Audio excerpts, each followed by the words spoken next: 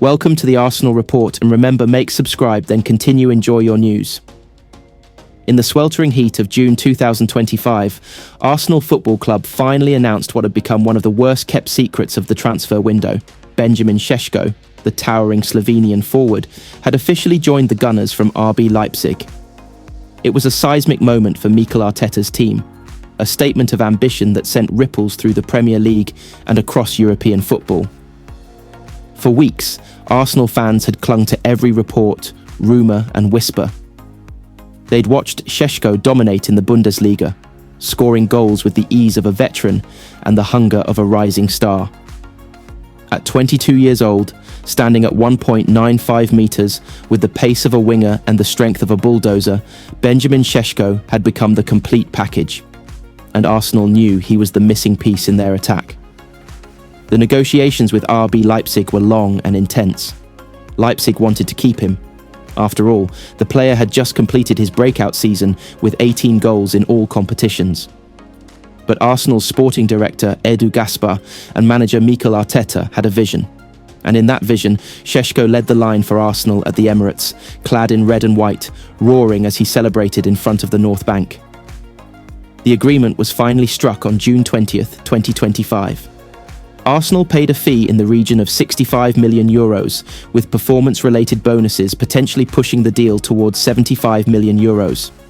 Šeško signed a 5-year contract, keeping him at Arsenal until 2030, and was handed the iconic number 9 shirt, once worn by club legends like Alan Smith and Lukas Podolski. He arrived in London to a hero's welcome. Hundreds of fans gathered outside London Colney, chanting his name, waving flags of Slovenia and Arsenal, celebrating not just a new signing, but the beginning of a new chapter. Šeško himself looked calm, focused and hungry, traits that had defined his career thus far. Mikel Arteta had spent the 2024-25 season experimenting up front. Gabriel Jesus had struggled with fitness and consistency. Kai Havertz offered elegance, but lacked a true striker's instincts in big moments. Even Leandro Trossard and Bukayo Saka were occasionally rotated in false 9 roles. But now, the puzzle had its focal point. Šeško brought the qualities Arsenal had missed. A classic number 9 who could press, drop deep, dominate in the air, and poach goals from close range. Arteta planned to use him in a hybrid role, allowing Martin Ødegaard and Saka to play off him while creating vertical lanes in the opposition half. With Šeško's speed and strength, Arsenal could transition quickly, or slow the tempo and dominate possession. It was tactical gold. His first training session with the squad at London Colney showcased his quality immediately. In one drill, he controlled a high ball under pressure from William Saliba, turned on his right foot, and curled a shot past Ramsdale into the top corner. Applause broke out from staff and players alike. "He's a beast," joked Declan Rice, "fast, powerful, and already adapting to our style." Arteta was impressed by his mentality. Šeško arrived early, stayed late, and studied Arsenal's attacking patterns and pressing triggers. His discipline was matched by his humility. He quickly bonded with Saka and Martinelli, sharing jokes and working on combinations in training. The journey to North London. Born in Radece, Slovenia, Šeško began his football journey in local academies before joining Red Bull Salzburg. There, he developed alongside top talents and refined his physical gifts. His move to RB Leipzig in 2023 was a stepping stone, and his rapid rise made him a target for Europe's elite. But when Arsenal came calling, Šeško didn't hesitate. He'd watched their transformation under Arteta, admired the chemistry of the squad, and knew this was the project for him. "I want to win titles with Arsenal," he told Arsenal media. "This club belongs at the top, and I'm here to help make that happen." What he brings to Arsenal: finishing ability, lethal in the box with both feet and head, physical presence, dominant in duels, great hold-up play, tactical intelligence, adapts quickly, presses with intensity, youthful energy, only 22. Another news. Arsenal Football Club have officially confirmed the sensational signing of Egyptian superstar Mohamed Salah. The 33-year-old forward, one of the most iconic players of the modern era, leaves Liverpool after a legendary spell at Anfield and begins a bold new chapter in North London under Mikel Arteta's ambitious Arsenal revolution. It all started in whispers, rumours that seemed far too fantastic to believe.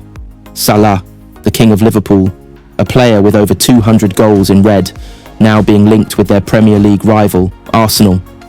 The football world scoffed. But Arteta, Edu, and the Arsenal board had a plan brewing in the shadows. With a contract at Liverpool running down and Saudi clubs circling, Arsenal made their move. A personal phone call from Arteta to Salah, describing his vision for a new dynasty at the Emirates, became the turning point. Arteta laid out a bold map. Arsenal, once again feared across Europe, with Salah leading the front line beside Bukayo Saka and Gabriel Jesus. The idea wasn't just to win the Premier League, it was to conquer Europe. Within days, a £45 million agreement was struck. Liverpool, reluctantly, accepted. The Pharaoh was coming to London. On a warm summer morning in June 2025, thousands of fans gathered at London Colney and outside the Emirates Stadium. The Arsenal store had already begun selling the number 11 Salah jersey, and the buzz was undeniable. When Salah finally stepped out holding the red and white shirt, it was more than a signing. It was a statement to the world. Arsenal were back, and they were here for greatness. Salah's unveiling was one of the most watched moments in football that summer. Cameras flashed as he stood beside Arteta and Edu, his smile wide but eyes fierce, still as hungry as ever. "I'm here to write a new story," Salah said. "I loved my time at Liverpool, but I still have so much to give. Arsenal is a club of history, and now we will create the future together." Salah's decision wasn't just about money or legacy, it was about football. Arteta's Arsenal had become one of Europe's most exciting projects. Young, dynamic, tactically astute. The idea of joining forces with talents like Martin Ødegaard, Saka, Rice, and Kvaratskhelia excited him. The Champions League anthem would soon ring out at the Emirates, and Salah wanted one more shot at European glory. In truth, Salah had watched from afar. He saw the transformation under Arteta, the intensity, the passion, the belief. Arsenal was no longer just developing, they were contending, and he wanted in.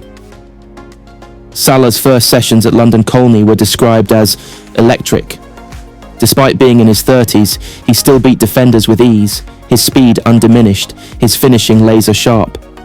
Youngsters like Ethan Nwaneri and Royal Walters stood in awe as they shared a pitch with one of their childhood heroes. But beyond the goals, what Salah brought was mentality, a champion's mindset. Every drill, every sprint, every movement, he demanded the best. Teammates responded. Training levels soared. Gabriel Martinelli, now sidelined with injury, called Salah a role model. "He's already transformed the dressing room," said Declan Rice.